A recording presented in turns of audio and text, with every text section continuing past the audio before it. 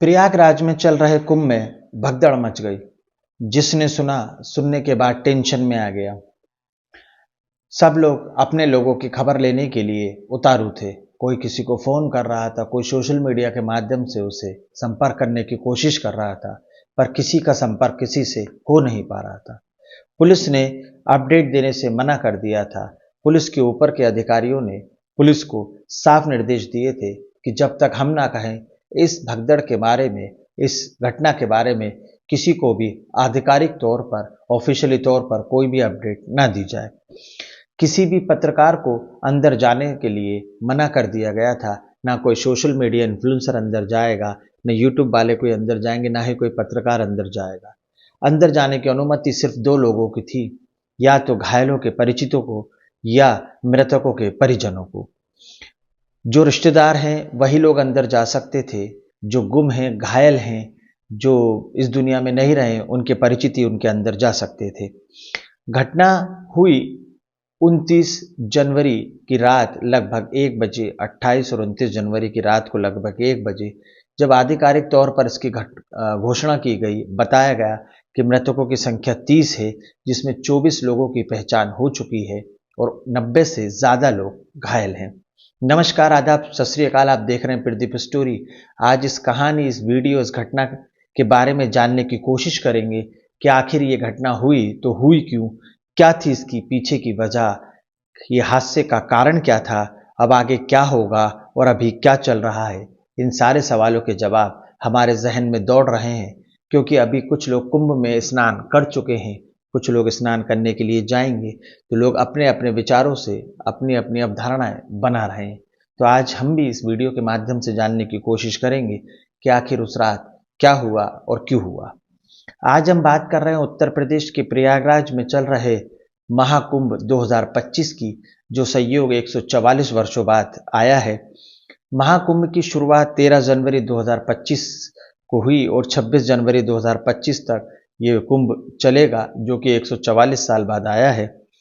विशेष स्नान की अलग अलग तिथियां हैं। पूर्णिमा, मकर संक्रांति, महाशिवरात्रि पर अलग अलग विशेष स्नान होंगे, जहां पर वीआईपी, वेरी वीआईपी और लगभग 10 करोड़ से ज़्यादा की जनता की पहुंचने की आशंका है और 10 देशों के विदेशी पर्यटक भी इस महाकुंभ में, इस अमृत स्नान में स्नान करने के लिए उपस्थित हुए हैं। लोगों ने अपने अपने ग्रुप बनाए हैं। कोई हाथों पर नंबर और नाम लिखकर साथ चल रहा है, कोई रस्सी का घेरा बनाकर साथ चल रहा है, किसी ने झंडा अलग लिया हुआ है, किसी ने चिन्ह लिया हुआ है। अलग अलग ग्रुप, अलग अलग पहचान बनाकर लोग इस महाकुंभ में सम्मिलित हुए हैं। कोई अपने पूरे परिवार के साथ आया है, कोई रिश्तेदारों के साथ आया है, और कोई किसी से बिछड़ ना जाए, इस बात का पूरा ध्यान रखकर कुंभ में आगे बढ़ रहे हैं और कुंभ का स्नान के लिए शामिल हो रहे हैं। अब दिन आता है 28 जनवरी 2025 का, और रात के लगभग 1 बजे का समय होगा जब 29 जनवरी 2025 लग चुकी थी। मौनी अमावस्या का दिन था और इस दिन विशेष महत्व था, विशेष स्नान था। सभी लोग स्नान करना चाहते थे। इस मौनी अमावस्या में एक विशेष स्नान था और सभी लोगों की तैयारी थी। अमृत स्नान का वर्ष था, अमृत स्नान का दिन था। 28 जनवरी 2025 की रात लगभग 1 बजे का समय, लगभग 29 जनवरी 2025 का दिन लग गया था। 1 और 2 बजे की रात के समय था। अचानक से हड़कंप मच जाता है, भगदड़ मच जाती है। भगदड़ की वजह क्या थी, कोई नहीं जानता था। क्या कारण था, किसी को कुछ पता नहीं था, और ना ही कोई जानना चाहता था कि आखिर भगदड़ मची तो मची क्यों, लोग इधर उधर क्यों भाग रहे हैं, और ना ही किसी ने समझने की कोशिश की।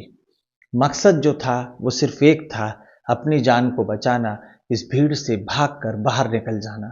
इस भीड़ की भगदड़ में जो गिरा वो फिर उठ नहीं पाया और लोग उसे दबाते चले गए। लोग मरी हुई लाशों पर सर पैर रखकर वहां से निकलते गए।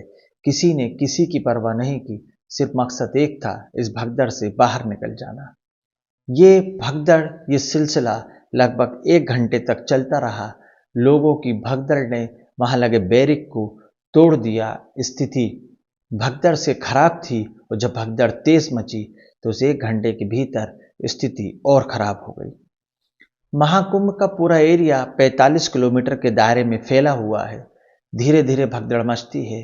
45 किलोमीटर के दायरे में जितने भी लोग उपस्थित थे, मौजूद थे, सबको भगदड़ की खबर मिल जाती है।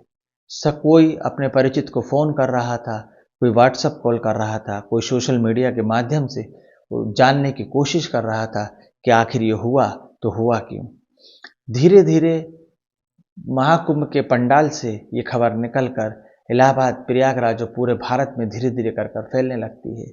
सब लोग टीवी, न्यूज़, सोशल मीडिया के माध्यम से जानने की, खबर को सुनने की कोशिश कर रहे हैं कि आखिर हुआ तो हुआ क्या है।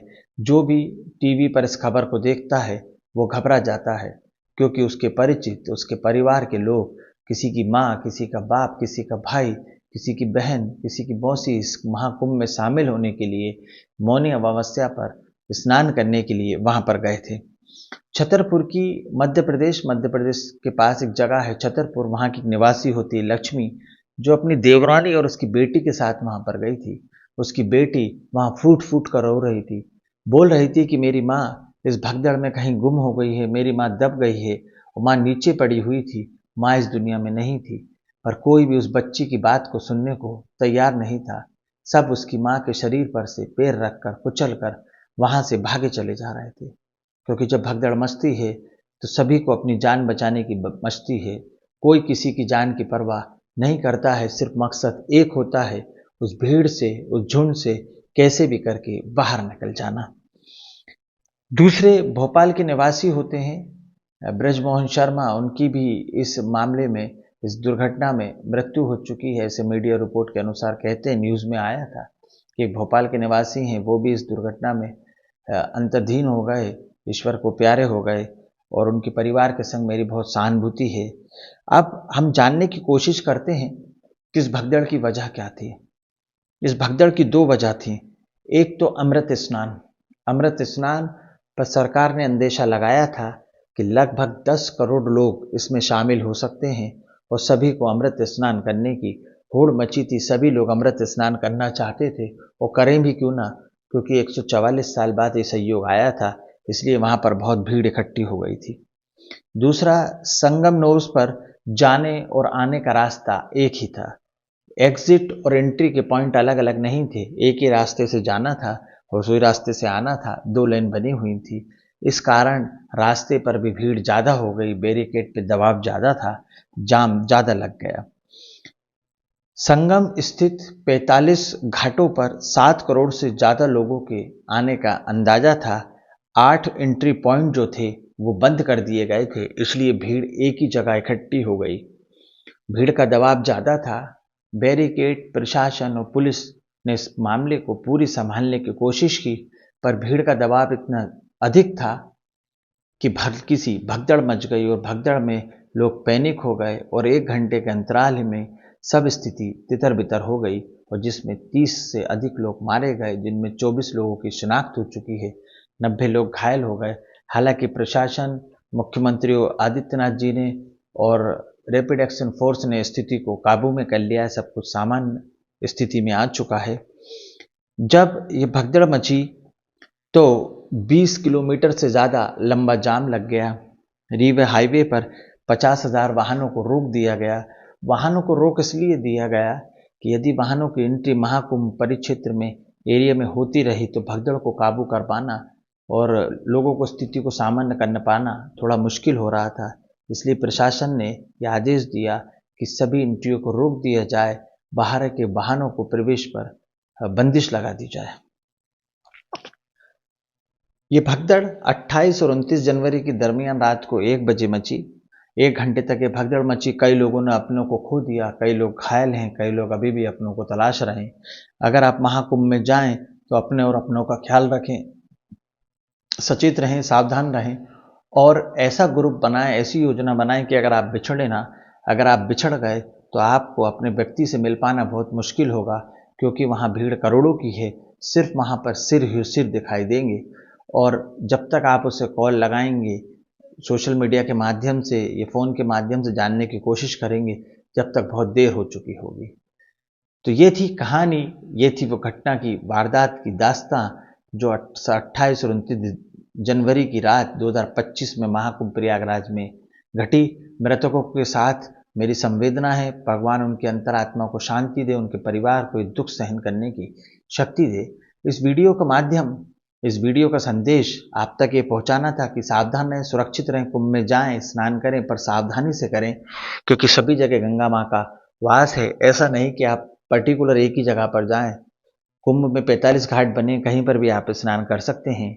इस वीडियो को बनाने का, इस कहानी को सुनाने का उद्देश्य किसी का दिल दुखाना, किसी के अंतरात्मा को परेशान करना या किसी के मान सम्मान को ठेस पहुंचाना नहीं है, बल्कि आपको सावधान करना है, सतर्क करना है।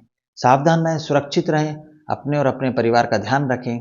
कुंभ में जाएं, स्नान करें, पर अपने और अपने परिवार का ध्यान रखें। भीड़ भाड़ वाली जगह पर ना जाएं, अपने को सुरक्षित रखें। इस वीडियो के बारे में आपके क्या विचार हैं, मुझे कमेंट्स में ज़रूर बताइएगा। अगली कहानी, अगली वारदात में फिर मुलाकात होगी। जब तक के लिए नमस्कार, जय हिंद, जय भारत। और मेरे चैनल पर पहली बार आए तो चैनल को सब्सक्राइब कर लीजिए, ताकि मुझे आपका सपोर्ट मिलता रहे और ऐसी कहानियाँ, सत्य घटना आप तक पहुँचती रहें।